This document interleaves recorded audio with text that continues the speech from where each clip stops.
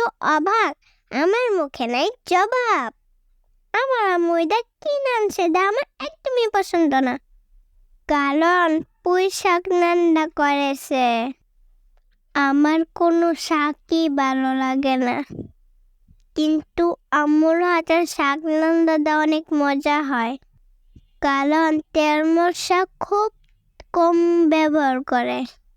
একটা কড়াইতে পরিমাণ মতন তেল দিয়ে দিয়েছে, পেঁয়াজ, কাঁচামরিচ, আদা, রসুন ভেজে নিয়েছে, সামান্য পানি দিয়ে গুঁড়া মশলা দিয়ে কষিয়ে নিয়েছে, লবণ, হলুদ আর মরিচ।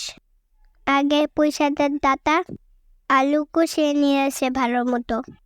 এখন শাকগুলো দিয়ে দিয়েছে, শাকগুলো ভালো মতো কষিয়ে নিয়েছে, পরিমাণ মতো পানি দিয়ে দিয়েছে। পানিটা ফুটে গেলে মাছ দিয়ে দেব। দেখো কি সুন্দর হয়েছে, শাকগুলো সবুজ হয়েছে। ভিডিওটা ভালো লাগলে লাইক, কমেন্ট এবং ফলো দেয়া রাখবে।